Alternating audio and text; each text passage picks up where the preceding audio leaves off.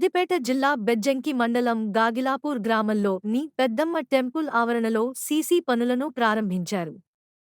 తాజా మాజీ సర్పంచ్ అన్నాడి సత్యనారాయణ రెడ్డి, ఎంపీటీసీ మల్లేష్ గౌడ్, టీఆర్ఏఈ సమ్మయ్య, బ్లాక్ కాంగ్రెస్ పార్టీ అధ్యక్షులు ఒగ్గు దామోదర్, పార్టీ అధ్యక్షులు ముక్కిశరత్నాకర్ Reddy, mandal party working president Akkaraveni Pochaiah, నాయకులు పులి కృష్ణ, బొమ్మరివేణి సంతోష్, మల్లయ్య, ఎర్రల రాజు, పైడిపల్లి శంకర్ తదితరులు పాల్గొన్నారు.